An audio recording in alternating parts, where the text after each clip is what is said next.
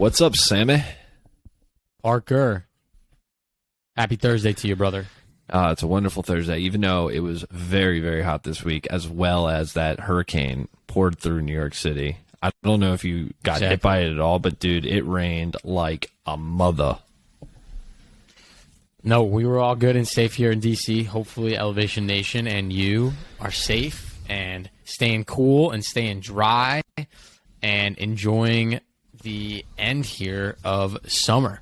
But we had on a pretty damn cool guest this week talking about financial freedom with Cassidy Burns, who is a financial real estate investor, property manager, real estate agent, finance guru, mindset beast, all the above. Yeah, I was going to say, so you got to give him credit when he comes to his mindset. Like, if we're talking mental fortitude, this guy rolls mental fortitude everywhere he goes.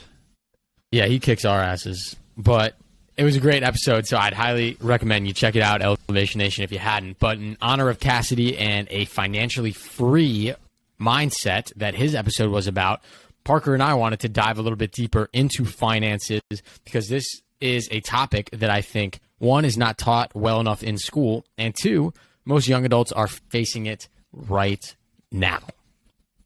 Damn right we are. We face it, I feel like, twice a month when we get that paycheck. So I think what's going to be fun for this conversation, this Fortitude in 15, Sam and I are going to break down the different ways that we save our money, we think about money, because we have two totally different perspectives about this. And as a young adult, to be honest with you, sometimes I still don't know what the hell I'm doing because it doesn't always make a lot of sense. But Sam, you and I both know that that is a very normal feeling. So it's normal. It's okay. It's fine to be overwhelmed by finances. Honestly, that doesn't change. You just use systems and educate yourself to try to feel slightly better about it. And that's hopefully what Parker and I can help you guys do right now as we explain our methods to our madness, and take what you like, take what you don't like, and just find a system that works for you. And like you said, I was going to say, it all comes down to a system. It really does. You can't just get your, let's say, paycheck every other week and just be like, you know what? It's in there. Now let's just go spend or whatnot. Like, you have to have some type of system in place if you want to be smart about your money. And for me, a part of my system is automating a lot of my finances, a lot of the things that I don't even need to go in to do and press certain buttons because it's automated throughout. But Sam, before we dive into like the actual specifics, like when you think about money, like what do you think about when that paycheck comes through? I know you have your method. Like, what are the things that come to mind when you think about your personal finances?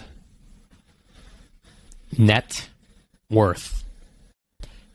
My goal is to build my net worth as high as I possibly can until I reach a number in my head that will allow me to be financially independent and retire early. So what do you mean by financially independent? Because aren't you financially independent right now? If you haven't heard of FIRE, it is that acronym, financially independent, retire early. I'm pretty sure that's what it stands for. If not, my bad.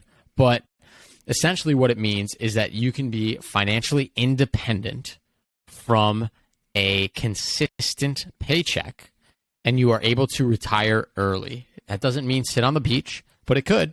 For me, that means to be able to find a job that piques my interest for that year, or go work at a nonprofit, or travel the world, or do whatever I want to do in that moment that will help me feel more fulfilled. Because at some point in life, if you do it correctly, in my opinion, finances will not become what you are striving after. It will be fulfillment and experiences. So my goal in my life is to get to the point where I cannot worry about finances. And that doesn't mean I'm going to be a billionaire, right? But it means that I have enough other sources of income, passive income that I don't have to punch in and punch out to get, that can help me live comfortably with this arbitrary number of income that I want to have a month. So that's kind of my goal and my plan when it comes to finances. It's very interesting because I feel like that's kind of where I want to be too, and be in a place where I'm secure from a financial standpoint. But then also I always remind myself it's so difficult to think that far down the road, right? And this is a challenge that young adults face. I mean, you and I are both 25 years old. Why put that extra percent in your 401k? Why put that extra percent in a brokerage account? Why save that extra $1,000? Because it's sometimes really difficult to feel like why you would do that when you would necessarily be getting that money when you were 60 years old, whatever the number is. Like, that's a long time, man. But you and I both know the answer to that, right? I actually love it. I hate spending money. It stresses me out. That's also true. I love seeing more money go into my retirement accounts because, yeah, it's not something tangible that I can touch, but because I keep track of it and I check it every month, it's not like that money's disappearing and going away. I see it growing and building and appreciating over time. And that helps me remember that the sacrifices I'm making to spend less now will pay off in the long run. And honestly, I can't wait until in the future when I do start to reap some of those benefits even more. And hopefully, Elevation Nation, if you use some of our tips and methods, you'll be there with us. Do you find that you're ever really like conflicted or missing out, or you're like sitting there thinking, dang, I can just save this, or I can go spend it? Like, is that ever like a stressor for you? Like going out and you're feeling like, oh, wait, I can always just not spend this and do this thing because I can just put it in my retirement account? Yeah, all the time. In fact, it's probably the biggest thing that I need to seek therapy for because well, yeah, it's a challenge. I am messed up beyond belief with how I look at money.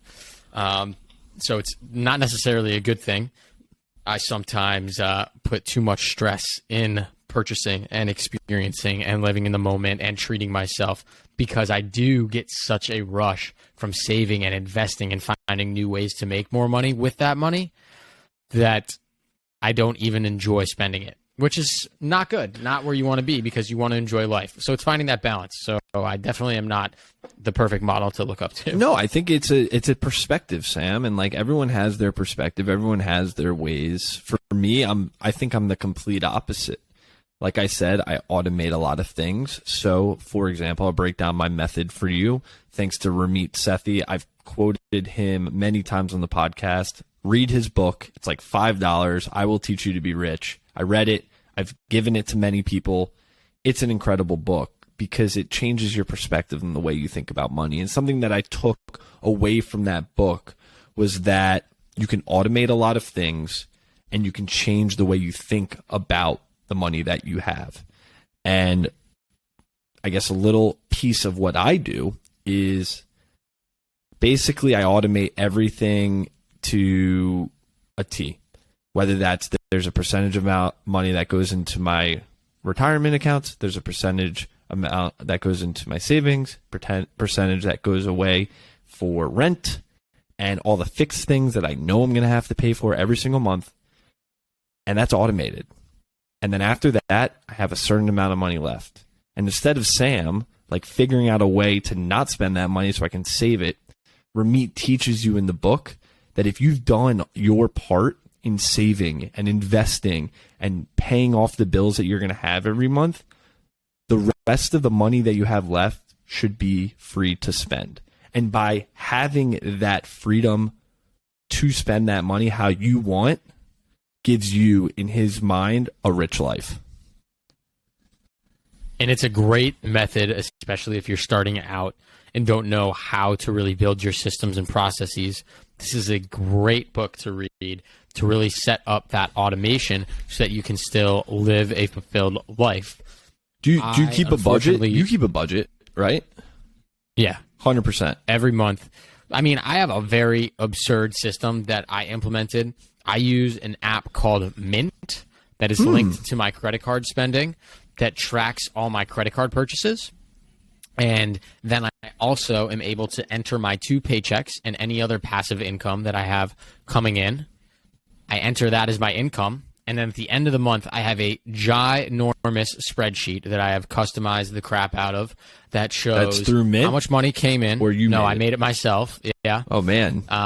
You should create a template for Elevation Nation to use, Sammy. Quite a system. Yeah, if anyone's interested, reach out. I'm happy to share it with you. But it has my income, how much I actually spent that month, so links to my Mint and my credit card so I can see how much I spent. Then I have the difference, right? And with that difference, I try to challenge myself to make that as high as possible. Then from there, I determine how I want to allocate money into different buckets. So, for example, I'll put X amount of dollars in Robinhood. I'll put X amount of money in SoFi. I already have X amount coming out for my 401k, right? And I have all these different buckets that I put the money into now. And then at the end, I challenge myself every month to try to see what percentage of my after-tax take-home I was able to invest. So every month I try to get a little bit more, a little bit higher of a percentage. And that's why I think Ramit's method didn't work for me, because I'm insane. Like, if I did have it all automated and now said, oh, I have $1,000 to spend, in the back of my mind, every time I spent still, I would say, well, if I don't spend that 1,000, I could invest that extra, whatever I'm left with. And that's where I need to switch my mindset. It's a totally different way to go about it. I personally think if you're meeting your goals, then go. And I see what you're saying. There's always, like, from your end, there's always more. There's always that next step. There's always that next thing. What happens when you're investing 100% of the money that you're coming in and you're literally living in a box? Because you're like, you know what? I'd rather save it and invest it than live in a If house. it comes to that point, please seek help from me, Parker. But Seek help. I think it just goes to show, and like, if we're relating this to mental fortitude, I mean, from Sam's perspective, he exercises a lot of mental fortitude to push himself outside of his comfort zone, because he's not doing maybe the things that he would necessarily want or the people around him are doing, because he wants to hit his goals. He wants to get to the point where he can put money away to meet his financial goals so that he can live, quote unquote, a rich life. For myself, I feel like I've exercised mental fortitude in a very different way, where I've read books, I'm trying to become more educated, and at times I really do struggle with overspending, maybe sometimes. But it's taking a step back and acknowledging that you're doing that and learning from those experiences so that you can have a plan to move forward. Yep. I think that's exactly right. And finding the plan that works for you in that moment is important. But what's even more important is having a plan whatsoever. Too many young people that I know wander through life in adulthood, spending and getting paychecks and not investing, or thinking they're investing a little, but not understanding their entire full picture. And to me, you're doing yourself a disservice. It also, to me, is like absolutely petrifying that you can go through life without knowing exactly your full picture of your financial, well-being. But that's besides the point. So take some time, figure out where you currently stand. What debts do you have? What money do you have in the bank, right? Where are you invested? Paint that full picture so you can understand, here's where I'm at right now. And then, I know Parker works this way. I work this way. I think everybody kind of works in a monthly budget fashion. Figure out your goals. Figure out the system that works for you. If it's going to be using something like Acorn that rounds up your dollars and that helps you, like, do whatever works best for you, but don't do nothing, because you will look back in 10 years and either have to rob a bank, marry super rich, or be broke. Or live in the box with you. Or live in a box with me. We'll put two next to each other. Yeah, and Sam and I are obviously not financial advisors. We're not professionals at this, but we think that we can help fit your mindset around this and how the way you think about things and hitting those goals. So, like we've always said, we always offer, if you want to talk, hang out, text, whatever, we're always open. So shoot us an Instagram DM, a text, whatever. But Sam, it is that time of the week where I give my perspective on a quote. And this quote actually makes so much sense. It's perfect. So, in life, you think that there's maybe finite money, right? There's You can only have a certain amount of money, and if you spend too much, you run out. But there's something that's more finite in life that affects us every day, and that's time. This is not the quote, by the way. This is my observation before I get into the quote. This is your perspective. That's fine. Feel free. So here's the quote said by Keith Yamashita. Wow, that was racist to me. Keith Yamashita. Sorry. I'll cut that out. So it's said by Keith Yamashita. Sam, I don't know who that is. Maybe I should start researching before who these people are so that I'm not on the hook.